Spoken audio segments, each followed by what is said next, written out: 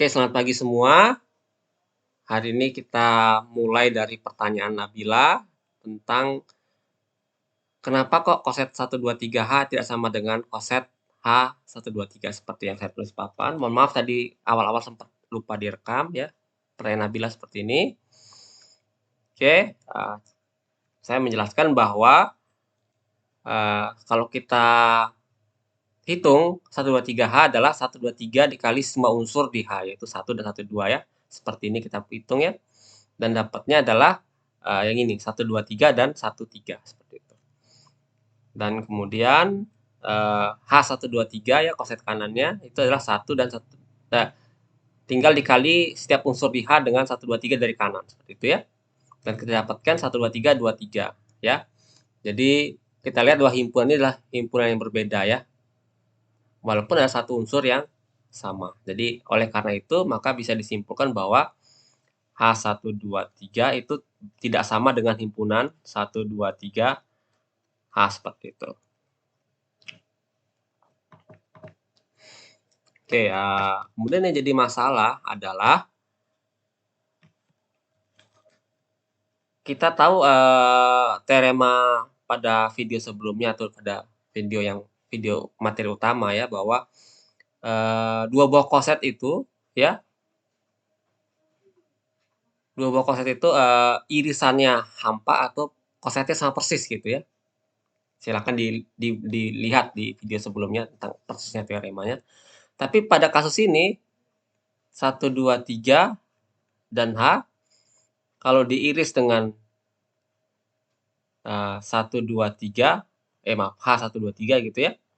Itu tidak sama dengan himpunan kosong ya.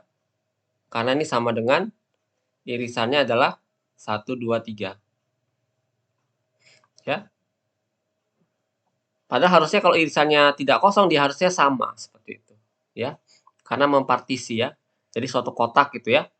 Kalau dipartisi di dua seperti ini maka irisan kotak bagian A dan kotak bagian B ini hampa ya. Tidak mungkin ada isinya kalau dia berbeda ya. Nah, ya pertanyaannya apakah bertentangan dengan teorema?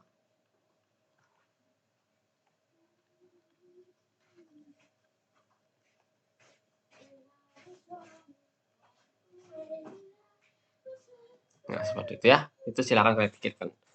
Kita lanjut ke pertanyaan nomor kedua dari Nabila.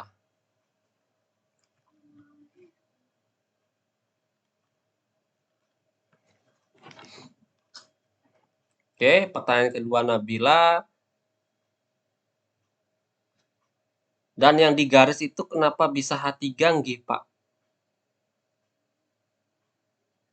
Oke, di sini saya tulis dulu ya permasalahannya bahwa kalau kita punya H dan K subgrup normal G, maka HK itu sama dengan HK, H anggota H, dan K anggota K, ya. Nah, kalau A dan B ini membuktikan nih H kali K ini dibuktikan di subgrup normal ya. Kalau AB anggota HK, ya. Nah, maka AB inverse, membuktikan subgrup ini kayaknya ini ya. AB inverse sama dengan, nggak mungkin buktikan subgrup normal kayaknya. Kita cek ini. Ini sama dengan HK1 ya dikali H2K2 inverse seperti itu ya. Ini benar buktikan subgrup normal, ini dibuktikan subgrup normal ya. Jadi pertanyaan apakah HK subgrup normal dari G seperti itu. Tapi kita buktikan dulu subgrup ya.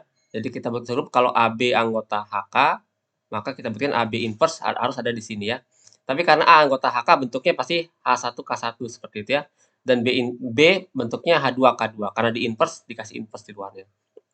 Oke, dan ini sama dengan H1K1 dikali K2 inverse H2 inverse seperti itu ya.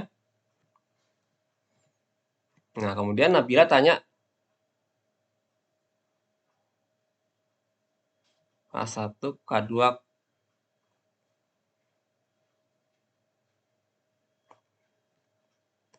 Ini K2 inverse, H2 inverse.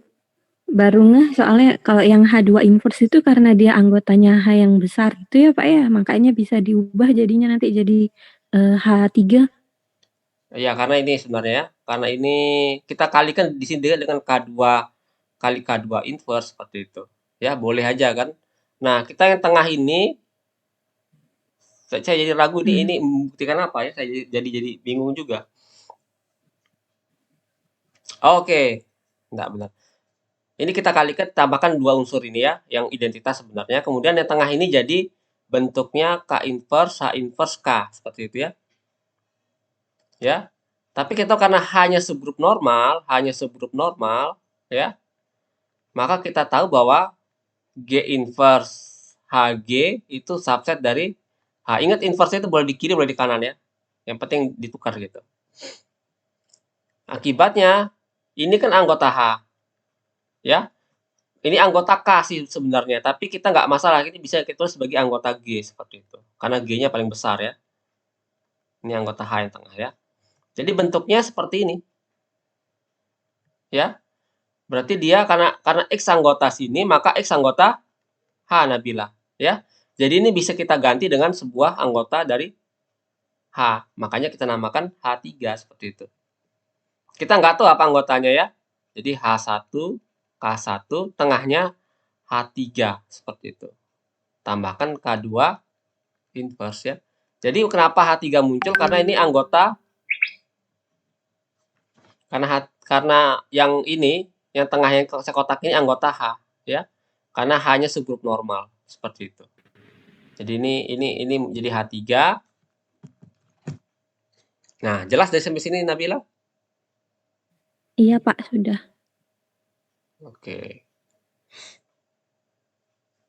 Nah, kemudian untuk melanjutkan, oke, kenapa kok ini nanti kan yang saya kotakin ini, ya. Ini kan tengahnya adalah anggota K, ya. Ini anggota H sebenarnya, tapi kan karena H subset dari G, kita bilang anggota G, boleh-boleh aja kan? Ya, G seperti itu. Ya,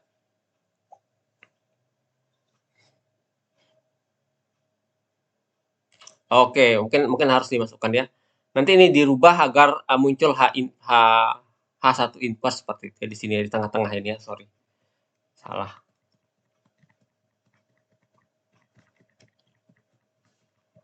Nah, ya, kalian tanya ini karena tidak dipersiapkan, jadi kadang saya mikir, oh, salah langkah gitu ya.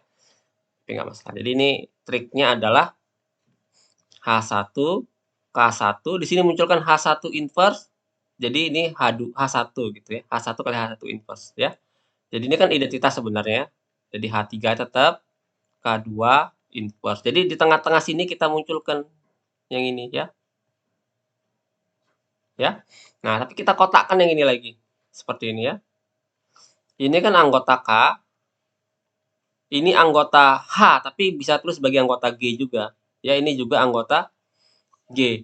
Tapi kita karena K-nya subgrup normal, maka seperti ini, maka G inverse KG itu subset dari H ya.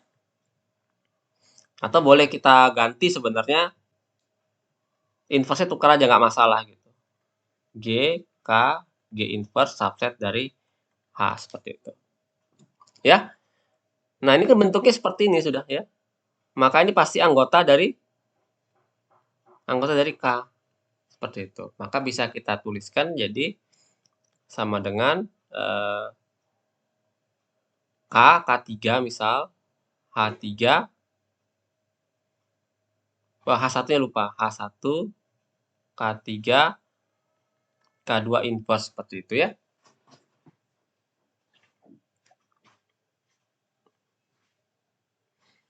Oke, jelas? Nah, caranya ribet banget ini. Saya lupa cara yang dipakai ya. Mestinya cukup ditukar aja sebenarnya. Ya, cukup ditukar aja sebenarnya. Ini cara saya gunakan, saya nggak tahu pakai cara apa ya, karena saya nggak lihat videonya. Tapi sebenarnya untuk membuktikan dia subgrup normal, cukup bisa ditukar aja. Kita manfaatkan bahwa hanya subgrup normal seperti itu ya. Atau dari sini langsung bisa tuker gitu ya. Seperti saya kemarin bahwa kalau punya H1K1X misal gitu ya, ini bisa ditukar jadi K1H2X seperti itu ya. Bisa tukar karena hanya subgrup normal seperti itu ya. Tapi ingat pindah ke kanan dia berubah ya.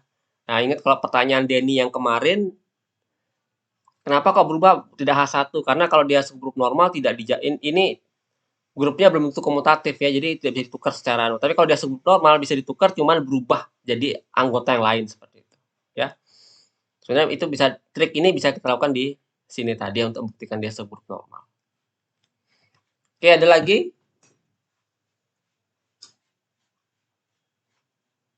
Ada lagi yang ditanya? Mau nanya Pak, Ya, yang kemarin apa namanya untuk membuktikan teorema Lagrange itu ya, kan kita harus membuktikan dia itu harus fungsi surjektif kan atau ya. fungsi pada. Nah itu masih belum mengerti Pak. Oke, untuk menulisnya saya buka dulu catatan saya yang kemarin ya di ini kayaknya teorema Lagrange. Ya, ini materi kita kemarin. Kemarin saya jadikan PR ya. Mana dia? Ini baru sampai 1-1 ya. Kita lihat bahwa ini baru sampai 1-1 ya. Kita belum buktikan dia padanya ya. Nah, kita lihat bentuk fungsinya kayak gimana dulu. Nah, ini bentuk fungsinya ini di kotak ini ya. Yang ini. Yang ini ya. Oke, kita bawa ke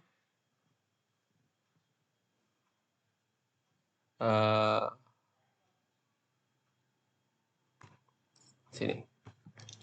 Jadi kita punya F itu dari H ke GH seperti itu ya. Dan kemarin sudah kita cek ini fungsi ya. Oke. Kemudian satu-satu oke ya, tinggal padanya. Definisi pada apa Dan?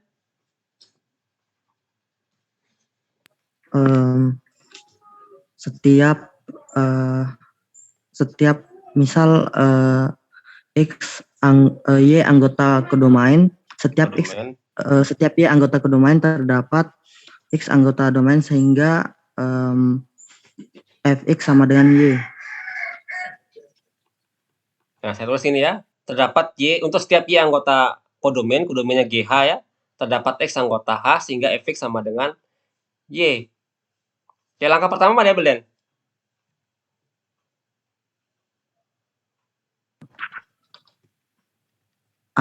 Ambil sebarang apa ya, sebarang misalkan kita misalkan dia itu A anggota GH. Anggota GH. Oke, mau ditunjukkan apa? Tunjukkan bahwa A itu anggota H, Pak. Bentar dulu. A itu sama dengan, nah mentoknya di sini, Pak. Nah, mentoknya. Oke. Saya rubah soalnya ya. Kayak warna lain ya. Oke, saya rubah yang saya garis hijau ini ya. Akan ditunjukkan untuk setiap cewek di kelas ya. Di kelas B ya. Jadi kelas B adalah kodomennya ya. Terdapat cowok di kelas A, ya. Ya, jadi kelas A ini jadi domainnya, ya. Ya. Sehingga oke, F cewek sama dengan cowok gitu ya. Ya, F cewek artinya F ini artinya pacaran gitu, pasangan gitu. Misalkan ya, ini misalkan benar seperti itu. Jadi setiap cewek di kelas B ini punya pacar di kelas A gitu ya. Ya misalkan ya, jangan mengatakan enggak bener Pak, ceweknya jauh lebih banyak gitu, nggak mungkin nggak mungkin apa. Ya nggak masalah sih, walaupun cewek mungkin di kelas sebelah siapa? Kelas sebelah siapa? Robedo ya. Nah, mungkin semua cewek di kelas A ini, kelas B ini pacarnya Robedo misal gitu ya. Tetap aja nggak masalah perbedaannya. Berarti langkah pertama adalah ambil sembarang cewek ambil cewek di kelas B ya. Berarti harus kita cari pacarnya gitu kan ya. Tujuan cari buat ada pacarnya ya. Kalau ini adalah metode pembuktian yang hampir paling sering kalian temukan di analisis real. Catat baik-baik ya. Ini paling sering analisis real. Kalau di aljabar ini sekali 2 kali. Tapi kalau di analisis real tuh kayaknya paling sering seperti ini metode membuktikan untuk setiap apa terdapat sesuatu sehingga begitu ya. Jadi di analisis real itu standar gitu ya. Buktinya saya pakai spidol lain ya. Untuk setiap sesuatu terdapat apa sehingga berlaku begini. Ya ini standar pembuktian analisis real. Jadi langkah pertama ambil ini, atau mungkin setiap epsilon positif terdapat delta positif sehingga bla bla bla bla gitu ya. Ingat nggak? Ada nggak di analisis real seperti ini? Den? Ada Pak. Ada. Langkah pertama kan ambil epsilon positif, kemudian apa? Langkah pertama di analisis real. Pilih delta itu. Jadi kalian cari dulu deltanya kira-kira berapa, dicoret-coret gitu. Setelah ketemu langsung aja deltanya sama dengan epsilon per 2 misal begitu. Ya standar pilih gitu. Jadi pilih gitu. Selalu gitu pilih apa tadi? Y anggota kelas B. Kita pilih yang beneran pacarnya ya, maka dan tunjukkan bahwa itu beneran pacarnya. Maka Fx sama dengan kelas A ya harusnya ya. Fx sama dengan Fy jadinya. Fy sama dengan X seperti itu. Ya. Itu konsepnya.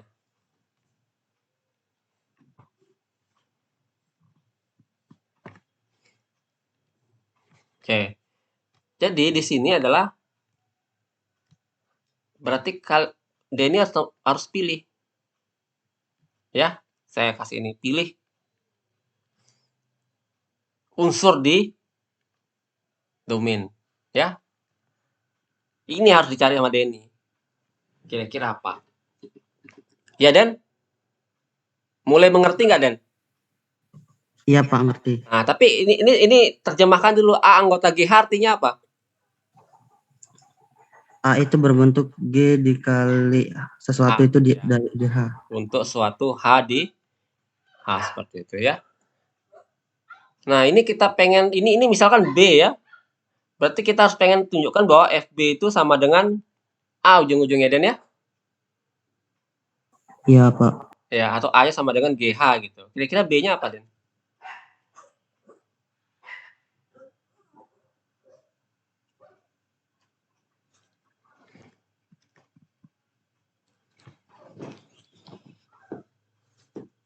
Gampang kok ini. Ya, apalagi mungkin pertama kali susah ya. Misalkan dia Nggak boleh misalkan, harus milih. Harus milih. Kata-katanya harus pilih ya. Kalau misalkan malah jadi salah kata-katanya gitu.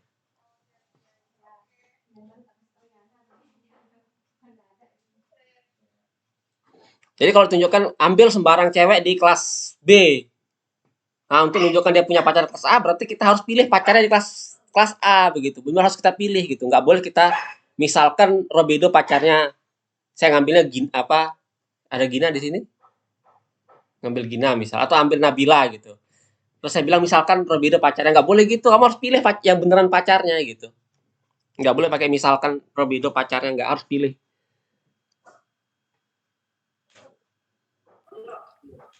Apa B-nya H, kira-kira? Pak, B-nya? Iya, Hah? HB-nya. Oh, ya ngerti saya, Pak. Ya, tinggal ditunjukkan bahwa H itu yang benar pacarnya A. Pilih H anggota H, maka otomatis FH menurut aturannya kan H dipetakan menjadi GH. Otomatis FH sama dengan GH. Itu sama dengan A sendiri gitu. Jelas, Den? Jelas, Pak. Oke. Sebenarnya mudah kan? Nah, kalau Dennis real, nyari datanya sulit ya. Sering kali sulit gitu. Ada ya mudah-mudah, tapi sering kali sulit.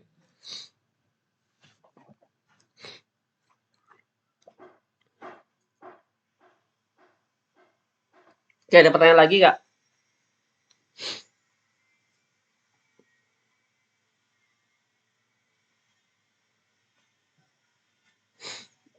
Jadi terbukti ya pada ya. Jadi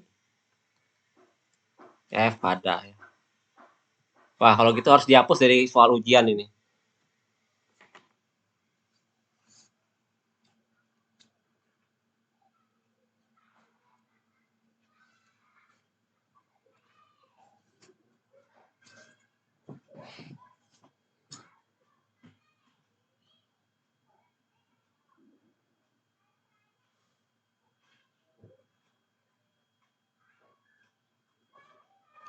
Kalian masih punya waktu untuk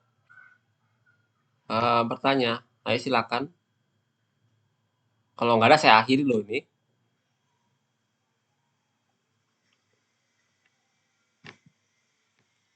Kan kalau sebelum-sebelumnya setiap pertemuan kedua kan dibimbing, tapi karena ini materi cuma satu sih ketambahannya teorema Lagrange ya.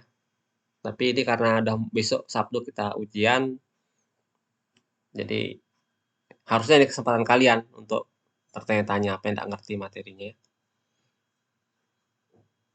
Mau nanya soal juga boleh.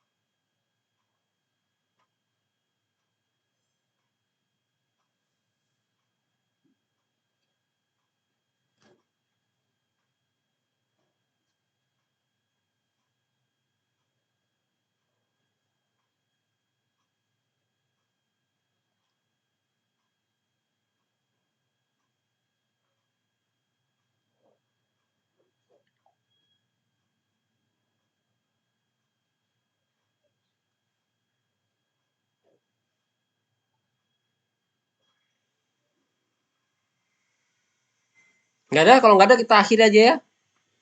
Kalian bisa bisa nongkrong di tutorial kelas A kalau kalian pengen ikutan juga boleh ya, silakan aja. Oke, kalau nggak ada gitu kita akhiri saja ya. Jangan lupa habis ini absensia ya. Absensia akan segera saya buka. Sebentar ya. Saya login dulu di SIA.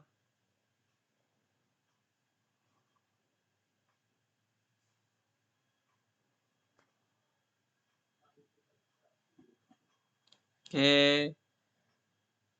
Kelasnya adalah struktur aljabar B ya. Struktur aljabar B. Presensi. Saya buka.